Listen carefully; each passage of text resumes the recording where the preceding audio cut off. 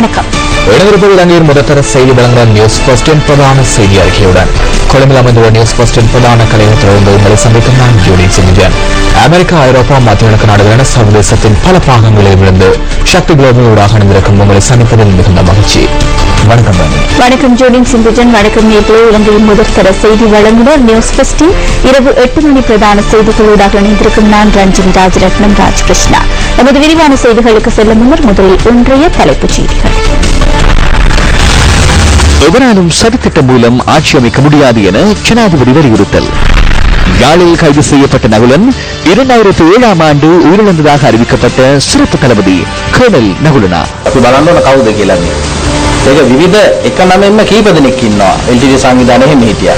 ஒன்றிணைந்த எதிர்க்கட்சியினர் பிரதேச அரசியல்வாதிகளுக்கு பணம் வழங்கி வருவதாக முன்னாள் பாராளுமன்ற உறுப்பினர் சஜின் பாஸ் தெரிவிப்பு.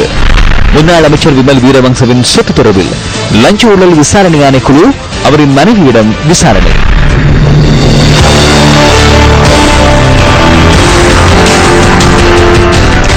இனி விரிவான செய்திகள். ஸ்ரீலங்கா சுதந்திர கட்சியின் பலப்பிட்டிய தொகுதி அமைப்பாளர் சஜின் வாஸ் குணவர்தன பேஸ்புக் ஊடாக இன்று விசேட கருத்தொன்றை வெளியிட்டுள்ளார்.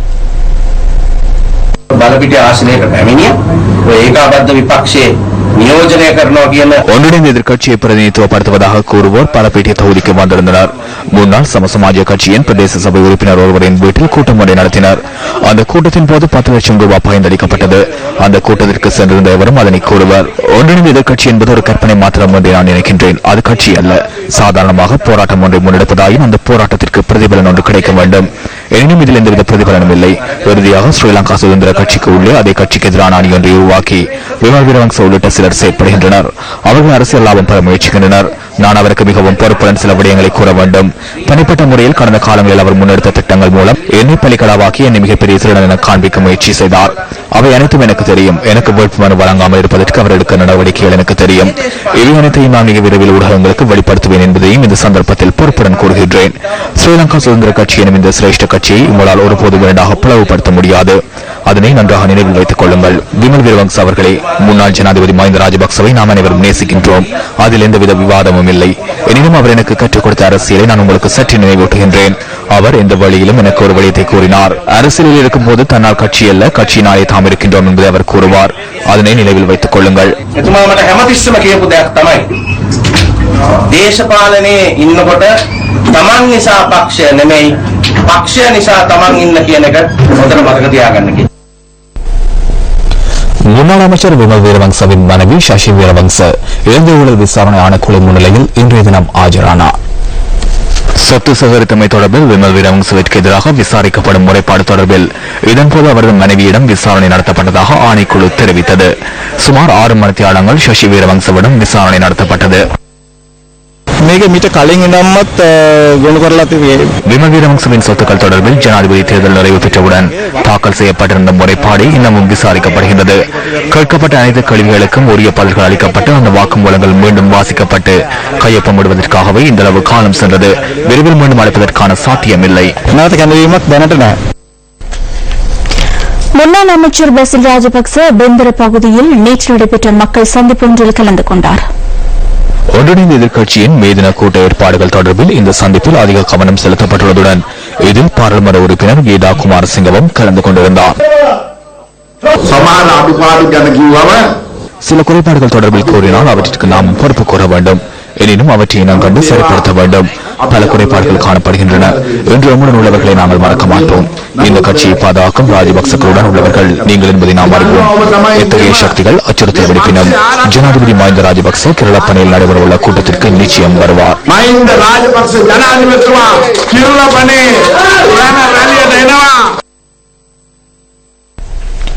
அமைச்சர் சந்திமா வீரக்கோடி இன்று கொரோனாவில் இடம்பெற்ற நிகழ்வு ஒன்றில் இவ்வாறான கருத்தினை தெரிவித்தார்.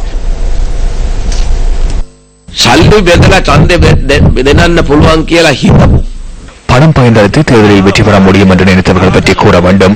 தோல்வியடைந்ததும் தோல்வியை தாங்கிக் கொள்ள முடியாமல் நாட்டை விட்டுச் சென்ற மஹிந்த ராஜபக்சவின் சகோதரர்கள் இன்று நமது மாவட்டத்திற்கு வந்து பணம் பகிர்ந்தளிக்கின்றனர். பணம் மூலம் அரசியல் செய்ய முடியும் என்றும் மக்களை வென்றெடுக்க முடியும் என்றும் நினைத்துக் கொண்டுள்ளவர்களை மீண்டும் மக்கள் தோற்கடிக்க வேண்டும்.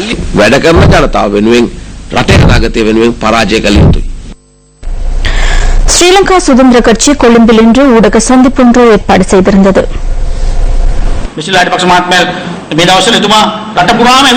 பசில் ராஜபக்ச தற்போது நாடு பூராகவும் செல்கின்றார். அவ்வாறு சென்று பணம் பகிர்ந்தளிக்கின்றார். உணவிற்கு இவ்வளவு, பஸ்ஸிற்கு இவ்வளவு, சாராயத்திற்கு இவ்வளவு என்று பணம் வழங்குகின்றார். ஜனாதிபதி தேர்தல் காலத்திலும் பணம் வழங்கினார். போஸ்டர்களுக்கான பசை கொழும்பிலிருந்து கொண்டு செல்லப்பட்டது. ஏணியும் கொழும்பிலிருந்தே கொண்டு செல்லப்பட்டது. பணத்தினால் அனைத்தையும் வென்றெடுக்க முடியும் என்று பசில் ராஜபக்ச சிந்திக்கின்றார். தோல்வியடைந்ததன் பின்னர் மஹிந்த ராஜபக்சவை முற்றாக விட்டுவிட்டு சென்றவர் யார்? 24 மணித்தியாலங்களில் தனது சகோதரரை விட்டுவிட்டு பசில் ராஜபக்ச தப்பிச் சென்றார். அவ்வாறு தப்பிச் சென்ற பசில் ராஜபக்ச இன்று ஸ்ரீலங்கா சுதந்திர கட்சியின் ரட்சகராக மாறியுள்ளமை தொடர்பில் நாம் கேள்வி எழுப்புகின்றோம். இதற்கு இணக்கம் தெரிவிக்கின்றீர்களா என மஹிந்தானந்த அலுத்கமகேவிடமும் டாலசிடமும் கேட்கின்றோம். மஹிந்த ராஜபக்சவின் தோல்விக்கு பசில் போன்றவர்கள் பொறுப்பு கூற வேண்டும் என கடந்த வாரம் கூறியுள்ளனர். இன்று பசில் ராஜபக்ச முன்னெடுக்கும் இந்த செயற்பாடுகள் காரணமாக ஒன்றிணைந்த எதிர்க்கட்சியில் பிளவு ஏற்பட்டுள்ளது. காலிக்கு செல்லவிருந்த பயணத்தை பசில் ராஜபக்ச தடுத்தார். அதனை தெளிவாக கூற வேண்டும்.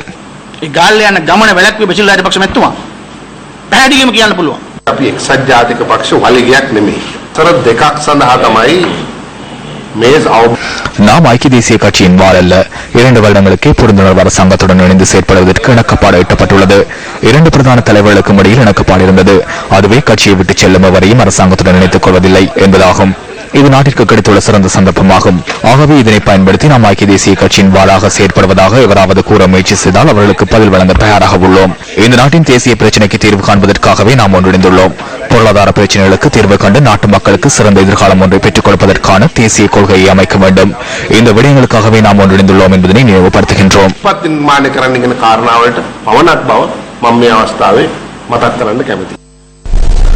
புதுக்குடியிருப்பு மத்திய பகுதியில் அமைந்துள்ள 19 ஏக்கர் காணியை அளவீடு செய்வதற்கு நில அளவீட்டு திணைக்கள அதிகாரிகள் இங்கு அன்று செவ்வாயிலும் மக்களின் கடும் எதிர்ப்பு காரணமாக அந்த நடவடிக்கை கைவிடப்பட்டது. தமது சொந்த காணிகளை தமக்கு வழங்குமாறு கோரி மக்கள் இதன்போது மறியல் போராட்டத்திலும் ஈடுபட்டனர்.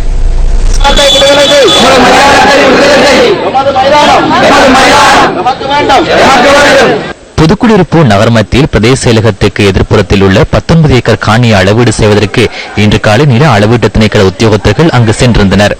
எனினும் இதற்கு எதிர்ப்பு தெரிவித்து புதுக்குடியிருப்பு பிரதேச செயலகத்தின் பிரதான நுழைவாயிலை மறித்து மக்கள் ஆர்ப்பாட்டத்தில் ஈடுபட்டனர். தமது காணிகளில் நிம்மதியாக வாழ்வதற்கு இடமளிக்குமாறு மக்கள் கோரிக்கை விடுத்தனர். 68வது படைப்பிரிவினரின் படைத்தளம் இவ்விடத்திலேயே அமைய பெற்றுள்ளது. காணியை அளவீடு செய்வதற்கு நில அளவீட்டு திணைக்கள உத்தியோகத்தர்கள் அங்கு சென்றபோது அவர்களை இறங்க விடாமல் மக்கள் எதிர்ப்பு வெளியிட்டனர்.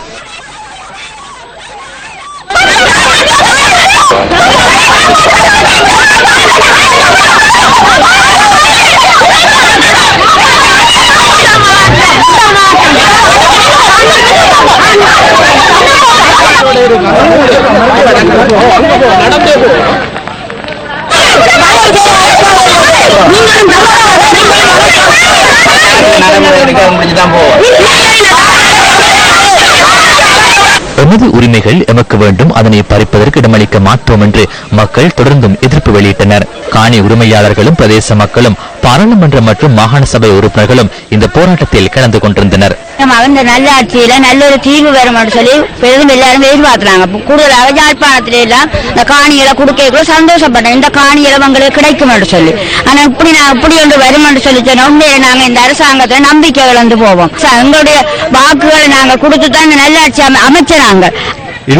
இன்று சுவீகரிக்கப்படுவதற்காக அழைப்புக்காக வந்திருக்கிற இந்த காணி இந்த புதுக்குடி வாழ் பொதுமக்களுடைய உறுதி காணிகளும் அரச உத்தரவு பத்திர காணிகளும் ஆகும். நல்லாட்சி அரசு என்று சொல்லுகின்ற இந்த அரசு நல்லாட்சித்தனமாக நடந்து கொள்ள வேண்டும். நாங்கள் பொல்லு கொடுத்து அடி வாங்கிக் கொண்டிருக்கிறோம். இந்த காணிகள் பொதுமக்களுடைய பூர்வீக காணிகள். இதில் இருந்து குடியிருந்து தங்களுடைய அதாவது அன்றாட வேலைகளையும் பார்த்து இதில் தவழ்ந்து திரிந்த அந்த பிள்ளைகள் தான் தந்தைமாரோடு சேர்ந்து இங்கே போராடி கொண்டிருக்கின்றார்கள். அவர்களுடைய சொந்த நிலம் அவர்களுக்கு வேண்டும். இந்த விடயம் தொடர்பில் ராணுவ ஊடக பேச்சாளர் பிரிகேடியர் ஜெயநாத் ஜெயவீரவிடம் நியூஸ் ஃபர்ஸ்ட் வினவியது. புதுக்குடியிருப்பு ராணுவ முகாம் அமைந்துள்ள பகுதியில் காணி அளவீட்டு பணிகளை இன்றும் முன்னெடுக்க உள்ளதாக முகாமிற்கு அறிவிக்கப்பட்டிருந்ததாக ராணுவ ஊடக பேச்சாளர் தெரிவித்தார். 1000 அளவீட்டு பணிகள் இன்று இடம்பெறவில்லை எனவும் பிரிகேடியர் ஜெயநாத் ஜெயவீரன் மேலும் சுட்டிக்காட்டினார். இதேவேளை காணி சுவீகரிப்பு அதிகாரியிடமிருந்து தமக்கு கிடைத்த அறிவுறுத்தலுக்கு அமையவே நில அளவீட்டு பணிகளுக்காக இன்று புதுக்குடியிருப்பு பகுதிக்கு சென்றதாக முல்லைத்தீவு மாவட்ட அரசு நில அளவீட்டாளர் பி பிளவன் நியூஸ் ஃபர்ஸ்டுக்கு தெரிவித்தார். 2014ஆம் ஆண்டு டிசம்பர் 9ஆம் தேதி வெளியிடப்பட்ட வர்த்தமானி அறிவித்தலுக்கு அமைவாகவே அந்த பகுதிகளுக்கு சென்று காணி அளவீட்டு பணிகளை முன்னெடுப்பதாக அவர் தெரிவித்தார். இதுகுறித்து ஏற்கனவே சம்பந்தப்பட்ட அனைத்து தரப்பினருக்கும் அறிவித்துள்ளதாகவும் அவர் மேலும் சுட்டிக்காட்டினார்.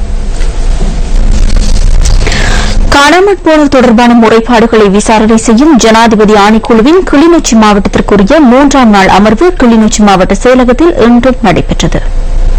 போய் கொண்டாண்டிருந்தவர் ஏலூர்ல படிச்சிருந்தவர் வீட்டை வேலை போனவர். அது பிறகு யுத்தம் செல்கள் வந்து விழாவில நாங்களும் அவரும் வீட்டு விரும்பல, நானும் வீட்டை எடுத்து வலிக்கிட்டேன். இல்லாம நான் இது வேலைக்கு போயிட்டு வராங்க. பக்கத்துல காடுகள் தானே எங்கனே பிறகு வெட்டக்குள்ள அப்படியோட போயிருப்பாருன்னு தான் நான் இருந்தவன். உடையார்காட்டில் ஒரு இடம்பெயர்ந்து அங்கே பூரா தனத்தோட நானும் மகளும் நான் வலிக்கிட்டு 7ஆம் தேதி ஜனவரி 7 இவர் டிசம்பர் 19 தானே வீட்டை விட்டு போனவர். அதோட பிள்ளை வரையில பிள்ளை வீட்டை வரையில ரெட்ட வேக்கல்ல பிள்ளைய கண்டன்னு சொல்லி சனம் இடம்பெயர்ந்து போன சனங்கள் என்னோட இடம்பெயர்ந்து வந்தார்கள் தானே. அப்ப இந்த மகன் வந்து என்ன தேடி வந்திருக்கிறார். இந்த தேடி வந்திருக்கிறேன் நான் சந்திக்கல, இந்த 3 லட்சம் ஜனத்துக்கு சந்திக்கல. அவன் சைட் பக்கம் தான் போய் அம்மா அங்கே இருந்து போயிட்டுருக்கேன். அது ராணுவ கட்டுப்பாடுன்னு சொல்லி அவங்க பிரிச்சு விட்டதுதானே, இது பாதுகாப்பு வலையம்னு சொல்லி. அதுக்கு பிறகு நான் பிள்ளைய தேடி களைச்சு போனேன். காணையில் என்ன விட்டுட்டேன். எங்க கற்ற வாரங்களுக்கு நல்லிணக்கம்னு சொல்லி பரிந்துரைகள் புத்தகத்துல நான் அந்த புத்தகத்துல பிள்ளைய முழுமையாக கண்டது. இந்த பிள்ளை அங்க இருக்கிறது. இது இந்த மகன் இந்த மகன் தான். அதுல மாற்றமே இல்லை. மருத்துவர்கள் முல்லத்தீவிர வச்சு ராணுவத்தில் ஒப்படைச்சினார். டிடியில இருந்து 95ஆம் ஆண்டு இருந்து அந்த கைது செய்யும் மட்டும் பொறுப்பு இருந்தது. அதுல வச்சு எல்லாரையும் ஒப்படைக்க சொன்னாரு. ஒரு நாள் குடியிருந்தா ஒப்படைக்கணும். அப்ப நான் காலம் இல்லை நிறைய பேர் 500,000 பேர் கிட்ட மறைச்சு இருக்கிறது. அப்ப அவ்வளோ மாதிரி கிளச்சஸும் இல்லை. கால் நான் தான் கெண்டி கொள்ள எடுத்து போட்டு ராணுவம் குடும்பம் இருந்தா இந்த கல்யாணம் செய்து பிள்ளை ஊட்டி மனைவி இருந்தா கூட்டி வாங்கன்னு கேட்டபடியா சில இயக்கம் குச்சியா விட்டுட்டு போயிட்டாங்க. எங்களுக்கு பாவம் செய்தாங்க. அவர் வந்து பயந்து குடும்பம் தான் போச்சு. 2 பேரை பிள்ளைய ராணுவத்திட்ட போக நானும் எனது மனசன் பேக்கை தூக்கிட்டு போக நீங்களே ஒரு இல்லாது எல்டிடி குடும்பம் மட்டும் வரல. நாங்கள் அதே பொது மன்னிப்பு கொடுத்து கொண்டு ஒரு முகாமிலே விடுவாங்க. உயிர் பிச்சைகளை கொடுத்தது இந்த மைந்தாண்டி அரசாங்கம் கொண்டு போனது. சரி மைந்தா அரசாங்கம் தெரியலன்னா மைத்திரி அரசாங்கம் உங்களுக்கு சொல்லலாம் இந்த பதில. ஏன் இந்த தமிழனை வச்சு வதைக்கணும், என்ன வேலைக்கு வதைக்கணும், நாங்கள் என்ன பாவம் செய்யறோம். காணாம போனேன் கையில் ஒப்படைச்சேன். நான் எங்கேயும் காணாம போனோன்னு கொடுக்கல. நடேசம் ஒப்படைச்சேன் பிரான்சிஸ் பாதரோட. நீதித்துறையின் சுயாதீனம் குறித்து விவாதிப்பதற்காக ஐக்கிய நாடுகளின் மனித உரிமைகள் ஆணைக்குழுவின் 2 வல்லுநர்கள் இலங்கைக்கு வருகை தரவுள்ளனர். இலங்கை தொடர்பிலான விவாதம் ஐக்கிய நாடுகள் மனித உரிமைகள் பேரவையில் விரைவில் நடைபெறவுள்ள நிலையில் இவர்களது விஜயம் இடம்பெறவுள்ளமை குறிப்பிடத்தக்கதாகும். ஐக்கிய நாடுகள் மனித உரிமைகள் ஆணைக்குழுவின் வல்லுநர்கள் வடக்கு கிழக்கு உள்ளிட்ட நாட்டின் சில பகுதிகளுக்கு விஜயம் செய்ய உள்ளனர். இவர்களது பயணம் மற்றும் பரிந்துரைகள் இலங்கையின் எதிர்காலத்திற்கு தேவையான சரியான பாதையை வகுப்பதற்கு உதவியாக இருக்கும் என ஐக்கிய நாடுகளின் மனித உரிமைகளுக்கான ஆணைக்குழு நம்பிக்கை வெளியிட்டுள்ளது. அண்மை காலத்தில் இலங்கையில் ஏற்பட்டுள்ள சில மாற்றங்களையும் இவர்கள் மதிப்பீடு செய்ய உள்ளனர். அத்துடன் துன்புறுத்தல்கள், சித்திரவதை, மனிதாபிமானமற்ற செயற்பாடுகள் மற்றும் தண்டனைகள் அடையாளம் காண்பதில் இருக்கும் சவால்கள் குறித்தும் ஐக்கிய நாடுகள் வல்லுநர்கள் விவாதிக்க உள்ளனர். வவுனியா பம்பைமடு கமநல கேந்திர நிலையத்திற்குட்பட்ட பாலாமைக்கல் குளம் சீரான முறையில் திருத்தப்படாமையினால் அப்பகுதி விவசாயிகள் பெரும் சிரமங்களுக்கு முகம் கொடுப்பதாக தெரிவிக்கின்றனர். வவுனியா பம்பைமடு கமநல கேந்திர நிலையத்திற்குட்பட்ட பாலாமை குளமே இது. 106 ஏக்கர் வயல் நிலத்தையும் 35 விவசாயிகளையும் கொண்ட இக்குளம் 2015ஆம் ஆண்டு சுமார் 12 லட்சம் ரூபாய் செலவில் திருத்தம் செய்யப்பட்டது. எனினும் சீரான முறையில் குளம் திருத்தி அமைக்கப்படவில்லை என்பதே இப்பகுதி விவசாயிகளின் குற்றச்சாட்டாகும். 2015ஆம் ஆண்டு நீண்ட காலத்திற்கு பின்னர் குளம் திருத்தப்பட்ட போதிலும் டிசம்பர் மாதம் பெய்த மழையினால் குளம் சேதமடைந்ததோடு முழுமையாக வயல் நிலங்களை விவசாயத்திற்கு பயன்படுத்த முடியாதுள்ளதாகவும் விவசாயிகள் சுட்டிக்காட்டுகின்றனர். குளம் வந்து புனரமைக்கப்பட்டது. அது ஒழுங்கான முறையில் புனரமைக்கப்படவில்லை. ஒரு 12 லட்சம் ரூபாய் காசு முன்னே அரசாங்கம் ஒதுக்கி இருந்தது.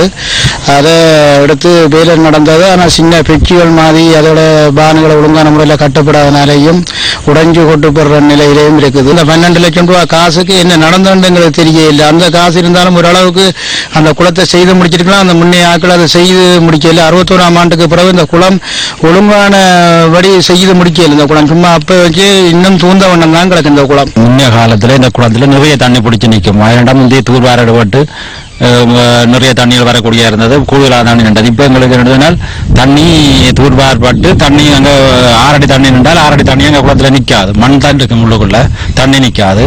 இப்போ சிறுபோகம் செய்திருக்கிறோம், இப்போ அங்கே காணியை பிரித்து சிறுபோகம் செய்திருக்கோம். அதுக்கு இப்போ தண்ணி துப்புராக்கி இல்லை குளத்துல. இப்போ அதை நம்பி இருக்கிறாங்க, இப்போ இல்லாமல் சாக போகுது. அதுக்கு உரிய நடவடிக்கை எடுத்து தரும்படி கேட்டுக்கொள்கிறோம். வடக்கின் வசந்தம் வேலை திட்டத்தில் 3360 மில்லியன் ரூபாய் செலவில் நீர்ப்பாசன வேலை திட்டங்கள் முன்னெடுக்கப்பட்டுள்ளதாக தகவல்கள் குறிப்பிடுகின்றன. அத்துடன் வவுனியா மாவட்டத்தின் 13 நீர்ப்பாசன திட்டங்களின் புனரமைப்பிற்கு 630 மில்லியன் ரூபாய் ஒதுக்கப்பட்டுள்ளமை குறிப்பிடத்தக்கதாகும். தமிழ் மக்கள் பேரவையின் தேர்வு திட்ட இறுதி வரைவு உத்தியோகபூர்வமாக இன்று இந்திய அரசாங்கத்திடம் கையளிக்கப்பட்டுள்ளது. தேர்வு திட்ட இறுதி வரைவின் பிரதி யாழ்ப்பாணத்தில் உள்ள இந்திய துணை தூதுவர் ஏ நடராஜனிடம் இன்று பிற்பகல் கையளிக்கப்பட்டதாக தமிழ் மக்கள் பேரவை விடுத்துள்ள அறிக்கையில் சுட்டிக்காட்டப்பட்டுள்ளது. பேரவையின் செயற்பாட்டுக் குழு உறுப்பினர்கள் மற்றும் அரசியல் உபக்குழு உறுப்பினர்கள் என 5 கொண்ட குழுவினர் இறுதி வரைவு யாழ்ப்பாணத்திற்கான இந்திய துணை தூதுவரிடம் கையளித்தனர். இதனையடுத்து பேரவை உறுப்பினர்களுக்கும் இந்திய துணை தூதுவருக்கும் இடையில் முக்கிய சந்திப்பு ஒன்று இடம்பெற்றதாக தமிழ் மக்கள் பேரவையின் அறிக்கையில் மேலும் சுட்டிக்காட்டப்பட்டுள்ளது.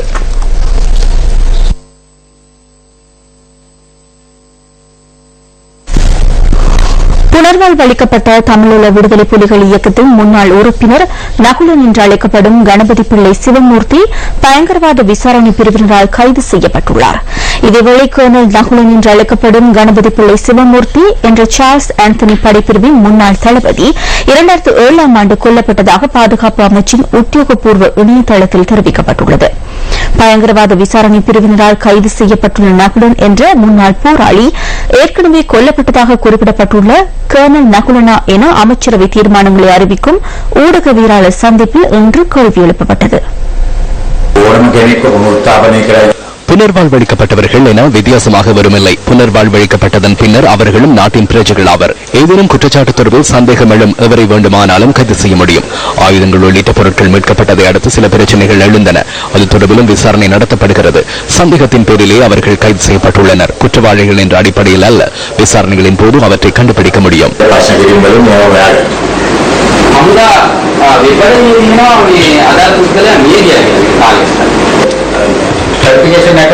இல்லை, இவரா அவர் என தெரியவில்லை. நகுலன் என்ற பெயரில் பலர் இருக்கின்றனர். இவர் யார் என்பதை அடையாளம் காணாமல் கருத்துக்களை கூறுவது கடினமாகும். இவர் யார் என்பது தொடர்பில் ஆராய வேண்டும். LTT இயக்கத்தில் ஒரே பேரில் பலர் இருந்தனர். புனர்வாழ்வளிக்கப்பட்ட முன்னாள் போராளியான நகுலன் என்று அழைக்கப்படுகின்ற கணபதி பிள்ளை சிவமூர்த்தி பயங்கரவாத விசாரணை பிரிவினரால் நேற்று பிற்பகல் கைது செய்யப்பட்டார். 2007ஆம் ஆண்டு ஜனவரி 1ஆம் தேதி வெளியிடப்பட்ட தமிழீழ விடுதலை புலிகள் இயக்கத்தின் அடையாள அட்டையில் காணப்படுகின்ற நகுலன் என்று அழைக்கப்படும் சின்ன தம்பி கணபதி பிள்ளையின் நிழற்படமே இது. பாதுகாப்பு அமைச்சின் இணையதளத்துக்கு அமைய கர்னல் நகுலன் 2007ஆம் ஆண்டு உயிரிழந்திருந்தாலும் நேற்று கைது செய்யப்பட்ட நகுலனின் நிழற்படம் இந்த அடையாள அட்டையில் காணப்படுகின்ற நிழற்படத்துடன் பெரும்பாலும் போகிறது. யாழ்ப்பாணத்தில் கைது செய்யப்பட்டுள்ள புனர்வாழ்வளிக்கப்பட்ட முன்னாள் போராளி நகுலனின் வீட்டிற்கு இன்று ஊடகவியலாளர்கள் சென்றிருந்தனர். 75ஆம் ஆண்டு பிறந்தவர். 89ஆம் ஆண்டு 14 வயசுல ஆண்டு 9 படிக்க விடுதலை புலிகள்ல இணைஞ்சவர். சார்ல்ஸ் ஆண்டனி படை அணியில சேர்ந்திருக்கிறார் என்று அறிஞ்சேன். அதுக்கு பிறகு அவரை காண இல்லை, எவ்வித தொடர்பும் இல்லை. அவரும் தண்டபாடு நானும் அப்பாவும் ஒரு பொம்பளை பிள்ளை, அதையும் கொண்டு 2006 வவுனியாவில் கிணத்துல இருந்து மீட்டான். நானும் இவரும் தான் தஞ்சமண்டு கிளிநொச்சியிலேயே ஒரு வீட்டை காட்டி 30 நாள் அந்த பிள்ளைண்டி விட்ட வச்சேன். கணபதி பிள்ளை சிவமூர்த்தி என்ற இந்த முன்னாள் போராளிக்கு முறையாக புனர்வாழ்வளிக்கப்பட்டமைக்கான ஆவணத்தை புனர்வாழ்வு ஆணையாளர் நாயகம் வழங்கியுள்ளார். இந்த ஆவணத்திற்கமை இவர் கடந்த 2013ஆம் ஆண்டு ஆகஸ்ட் மாதம் 14ஆம் தேதி சமூகமயப்படுத்தப்பட்டு பெற்றோரிடம் ஒப்படைக்கப்பட்டுள்ளார். இந்த நாள் வந்து முழுவனண்டு கூட்டிக் கொண்டு போக மாட்டோம் சொல்லி கதைச்சு தோட்டத்துக்கு தண்ணி கட்டி கொண்டு நின்ற பிடிக்க கூப்பிடிச்சு யாழ்ப்பாணம் பெறையும் கொண்டே தவப்பனையும் கொண்டே உடுமையா வாரும் கொண்டு உடுப்பும் கொண்டு போகாமல் எல்லாம் செய்து போட்டு தங்கட ரூமில் ஆளை நிப்பாடி போட்டா ஐயா போட்டு வேறும் கொண்டு விட்டாச்சு. இனி எப்ப விடுதலை ஆகி வர போறார், எப்ப எங்க கொண்டு போய் நீ என்ன எடுக்க போறீங்க? 9ஆம் ஆண்டுல இருந்து 13 பேரையும் பிடிச்ச புனர்வாழ்வு இதுல கண்டுபிடிக்காததை இப்ப கண்டுபிடிக்க போறீங்க. விடுவேனண்டு சொல்லி தாண்டு போட்டு இப்ப கொண்டு போயிருக்கிறோம். எங்க கொண்டு போனா ஒன்றும் தெரியாது. தனது பிள்ளையின்றி ஜீவனோபாயத்தை முன்னெடுக்க முடியாது எனவும் குறித்த தாய் ஊடகவியலாளர்களிடம் தெரிவித்தார். எங்கள் 2 பேரையும் பார்க்க ஆக்கள் இல்லை. அவருக்கு 70 வயதாகுது, எனக்கு 65 சொச்சம். எங்கள்கிட்ட 2 பேரிட்டும் பேட்டி எடுத்து கையெழுத்தும் கொடுத்து அம்மா அவரை விடுறோம், கல்யாணத்தை செய்து வையுங்கோண்டு பேருந்து வந்து அடுத்த நாள் வந்துட்டான். பேசி ஒரு கல்யாணத்தையும் ஒரு கஷ்டப்பட்ட உள்ளதான் கல்யாண வீட்டில் தான் அதுக்கும் நிலந்தர நியமனம் வந்தது. பேருந்து கோப்பை ட்ரைனிங் வலிச்சுல 3 வருஷம் 2 வருஷம் ட்ரைனிங் வச்சு இப்ப 5 நாள் தான் பிறந்தன் பள்ளிக்கூடத்துல படிப்பிக்க போயிருக்கு. என்ன யார் பாக்குறது, எங்களை யார் பாக்குறது? உங்களுக்கு ஒன்றில் வேலைக்கு ஒழுங்கு செய்து விட்டு விடுங்கோ, இல்லையாண்டா எங்களுக்கு ஜாகிரத்துக்கு ஏதேன்னு மருந்த தருங்கோ. இனி எங்களுக்கு பாக்குறதுக்கு எங்களால இயலாது, சைக்கவும் என்னால இயலாது.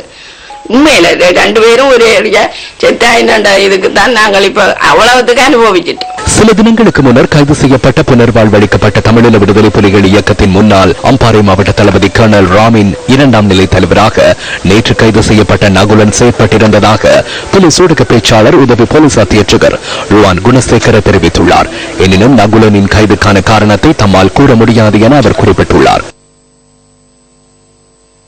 புனர்வாழ்வளிக்கப்பட்ட முன்னாள் போராளியான நகுலன் என்று அழைக்கப்படும் கணபதி பிள்ளை சிவமூர்த்தி கைது செய்யப்பட்டமை தொடர்பில் யாழ் மனித உரிமை ஆணைக்குழுவில் இன்று முறைப்பாடு செய்யப்பட்டுள்ளது. இந்த முறைப்பாட்டினை அவரது மனைவி இன்று ஆணைக்குழுவிடம் முன்வைத்துள்ளார். இதுவேளை தமிழீழ விடுதலை புலிகள் இயக்கத்தின் முன்னாள் திருகோணமலை மாவட்ட புலனாய்வு பிரிவு பொறுப்பாளர் கலையரசன் என்று அழைக்கப்படும் அறிவழகன் பயங்கரவாத விசாரணை பிரிவினரால் கைது செய்யப்பட்டுள்ளார். திருகோணமலை அரசரி பகுதியில் நேற்று இவர் கைது செய்யப்பட்டுள்ளார். இதுவேளை இலங்கை தமிழரசு கட்சியின் வடமாகாண இளைஞர் அணி செயலாளர் எஸ் சிவகரன் பயங்கரவாத விசாரணை பிரிவினரால் இன்று பிற்பகல் 2 மணி அளவில் கைது செய்யப்பட்டுள்ளார். சாவக்கச்சேரி பகுதியில் தற்கொலை அங்கி மீட்கப்பட்டமை தொடர்பிலேயே சிவகரன் கைது செய்யப்பட்டதாக பயங்கரவாத விசாரணை பிரிவு அறிவித்துள்ளது. இவர் அச்சகம் ஒன்றை நடத்தி சென்றதாகவும் தெரிவிக்கப்பட்டுள்ளது. இலங்கை தமிழர்களுக்கான நலத்திட்டங்களை தொடர்வது மற்றும் சேது சமுத்திர திட்டத்தில் தமிழக மக்களுக்கான சார்பு என்பவற்றை உள்ளடக்கிய காங்கிரசின் தேர்தல் விஞ்ஞாபனம் இன்று வெளியிடப்பட்டது. 55 தேர்தல் அம்சங்களுடன் சென்னை சத்தியமூர்த்தி பவனில் காங்கிரஸ் கட்சியின் தமிழக மேலிட பொறுப்பாளர் முகுல் வாஸ்னிக் தேர்தல் அறிக்கையை இன்றைய தினம் வெளியிட்டு வைத்தார்.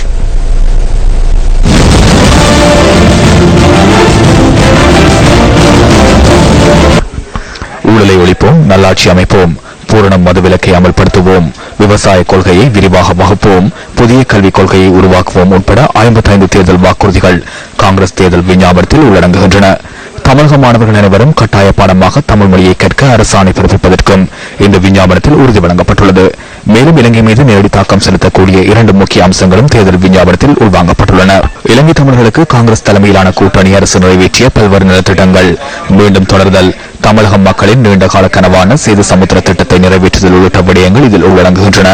இதேபடி இன்றைய தினம் தேர்தல் நடவடிக்கைகளுக்காக சட்டவிரோதமாக செலவிடப்பட இருந்த 61 கோடி ரூபாய் பணம் கைப்பற்றப்பட்டுள்ளது. வாக்காளர்களுக்கு பணம் வழங்குதல் மற்றும் ஏனைய கர்மங்களை தடுப்பதற்காக விமான நிலையங்கள் மற்றும் ரயில் நிலையங்களில் விசேட குழுக்கள் அமைக்கப்பட்டுள்ளதாக தமிழக தேர்தல் ஒருங்கிணைப்பாளர்கள் தெரிவிக்கின்றனர். மேலும் இவ்வாறான விடயங்களை முறையிட விசேட இணையதளங்களும் ஆரம்பிக்கப்பட்டுள்ளன. சட்டப்பேரவை தேர்தல் முடிவுகளை வெளியிட எந்தவித தடையும் இல்லை எனவும் தேர்தலுக்காக 200 கோடி ரூபாய் செலவிடப்படுவதாகவும் மேலும் தெரிவிக்கப்பட்டுள்ளது. அனைத்து இந்திய அண்ணா திராவிட முன்னேற்ற கழகம் சார்பில் RK நகரில் போட்டியிடும் முதலமைச்சர் ஜெயலலிதா ஜெயராம் நேற்று முன்தினம் வேட்புமனு தாக்கல் செய்திருந்தமை குறிப்பிடத்தக்கது. இன்றைய தினம் ஈரோடு மதுரையில் பல்லாயிரக்கணக்கான மக்கள் மத்தியில் தமிழக முதல்வர் தேர்தல் பரப்புரை செய்திருந்தார். அடிப்படையிலும் ஆய்வறிக்கையின் அடிப்படையிலும் எதிர்க்கட்சித் தலைவர் இரா சம்பந்தன் கிளிநொச்சியில் உள்ள இராணுவ முகாம் ஒன்றிற்குள் அத்துமீறி பிரவேசித்ததாக தெற்கில் முன்னெடுக்கப்படும் பொய் பிரசாரத்திற்கு பதிலளிக்கும் ஊடக சந்திப்பொன்று கொழும்பில் இன்று நடைபெற்றது. இந்த ஊடகவியலாளர் சந்திப்பில் தமிழ் தேசிய கூட்டமைப்பின் பாராளுமன்ற உறுப்பினர் MA சுமந்திரனும் கலந்து கொண்டு கருத்து வெளியிட்டார்.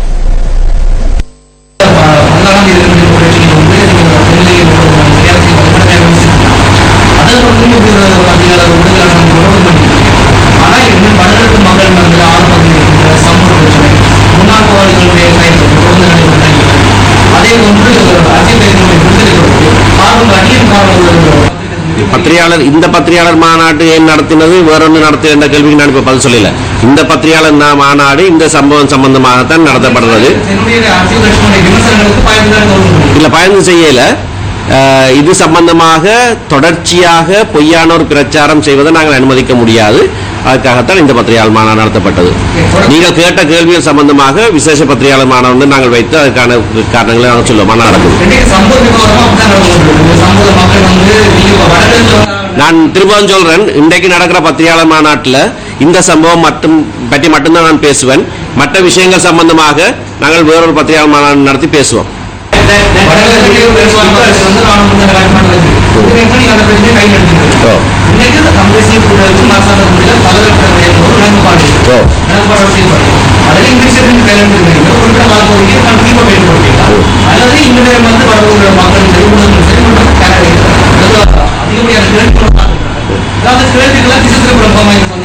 இல்ல, இது திசை திருப்புற சந்திப்பு இல்ல. இந்த ராணுவ கட்டுப்பாட்டுக்குள்ள இருக்கிற பிரதேசங்களை விடுவிக்கிறது, தீர்மானங்கள் எடுக்கிறது நாங்கள் அல்ல. நாங்கள் இந்த அரசாங்கத்தில் ஆட்சி மாற்றத்தின் போது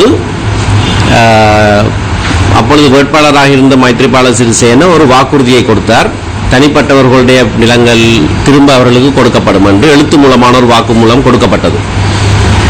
அதன் அடிப்படையில் நாங்கள் செயற்படுறோம். அந்த செயற்பாடு நடக்குது, நடக்காமல் இல்லை, விடுவிக்கப்பட்டு கொண்டிருக்குது. ஆனால் நாங்கள் எதிர்பார்த்ததை போல வேகமாக விடுவிக்கப்படவில்லை, நீண்ட தாமதங்கள் இருக்குது. அதை குறித்து நாங்கள் அரசாங்கத்தோட பகிரங்கமாக கூட பாராளுமன்றங்களில் பல தடவைகளில் நாங்கள் சொல்லியிருக்கிறோம்.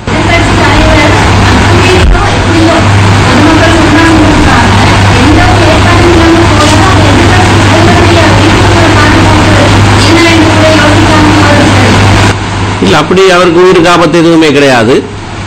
நீங்க யார் எந்த ஊடகத்தில் இந்த கேள்வி கேட்குறீங்க? சரி, உங்களோட ஊர் அங்க கொழும்புதானா? உங்களோட ஊர் வீட்டை போறதுக்கு நீங்க யார் டைம் ஒரு நாள் பெர்மிஷன் எடுத்துட்டா போறீங்க? அரசியல் தலைவர்களுக்கு கூட ஊருக்கு இருக்குது மக்களோட இடங்களை போய் பார்வையிடுறதுக்கு. மக்கள் தங்களுடைய வீடுகளை, எங்கள்கிட்ட வீடு இங்க இருக்கு வந்து பாருங்க ஐயான்னு சொன்ன போது போன போது அவர் கேட்காமலே கேட்டை திறந்து விட்டாங்க. அவர் போய் பார்த்துட்டு வந்தார். அவ்வளவுதான் நடந்தது, வேற ஒன்றும் நடக்கல.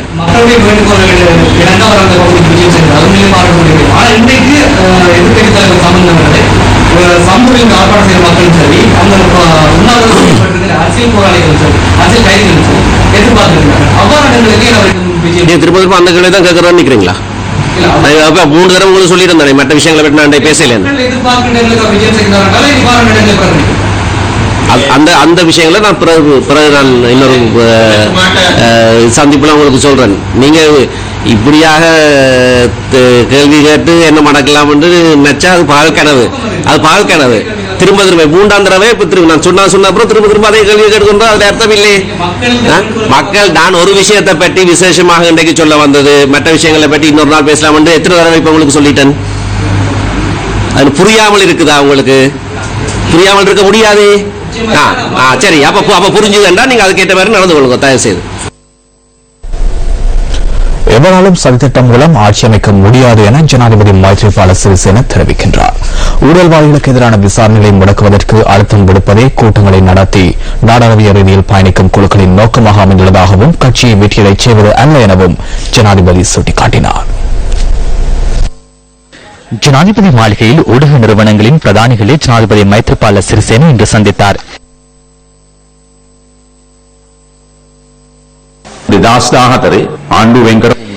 2014 ஆண்டு முற்பகுதியில் அப்போதைய பொருளாதார அபிவிருத்தி அமைச்சர் அனைத்து மாவட்டங்களுக்கும் சென்றார். அவர் சென்ற கூட்டங்கள் மற்றும் நிகழ்வுகளை மாவட்டத்தில் உள்ள எந்த ஒரு அமைச்சருக்கோ உறுப்பினர்களுக்கோ நடாத்துவதற்கு அவர் இடம் அளிக்கவில்லை. அந்த கூட்டங்களுக்கு மக்களை வரவழைப்பு தொடர்பில் அமைச்சர்கள் எவருக்கும் அறிவிக்கப்படவில்லை. அவர்களுக்கான அழைப்பையும் அவர் விடுக்கவில்லை. நான் அனுராதபுரம், பொரன்னறுவை, மாத்தளை, ரத்னபுரி, காலி ஆகிய மாவட்டங்களுக்கு வரவுள்ளேன். அதனால் இந்த நிறுவனங்கள் உள்ளவர்களை ஒன்றிணைக்க வேண்டும் என மாவட்ட அரசாங்க அதிபருக்கு அறிவித்தார். அதிகாரிகளோடு மாத்திரம் அரசாங்கத்தை கொண்டு செல்வதற்கான ஆரம்பமே அது. அனைத்து அமைச்சர்களும் பாராளுமன்ற உறுப்பினர்களும் பாரிய அளவில் பாதிக்கப்பட்டனர், வேதனை அடைந்தார்கள். சில மாவட்ட தலைவர்கள் அந்த கூட்டங்களை புறக்கணித்தனர். இதன்போது மஹிந்த ராஜபக்சவின் ஆட்சி காலத்தில் இடம்பெற்ற சில மோசடி செயற்பாடுகள் தொடர்பில் ஜனாதிபதி இதன்போது நினைவு கூர்ந்தார். இங்கிருப்பது ஸ்ரீலங்கா சுதந்திர கட்சியின் பிரச்சனை அல்ல. ஸ்ரீலங்கா சுதந்திர கட்சியில் இருந்த கட்சியை தோல்வியடைய செய்த மோசடிக்காரர்கள் மற்றும் குண்டர்கள் திருடர்கள் குழு ஒன்றுக்கும் கட்சியை முன்னோக்கி கொண்டு செல்ல வேண்டும் என்று தூய எண்ணத்தோடு செயற்படும் இரண்டு தரப்பிற்கும் இடையே பிரச்சனை உள்ளது. இது தொடர்பான மேலதிக விவரங்களை தொடரும் நியூஸ் ஃபர்ஸ்டின் 10:45 பிரதான செய்திகளில் எதிர்பாருங்கள். அதுடன் நியூஸ் ஃபர்ஸ்டின் இன்றைய தினத்திற்கான 8 மணி பிரதான செய்தி அறிக்கை நிறைவடைகின்றது. வணக்கம்.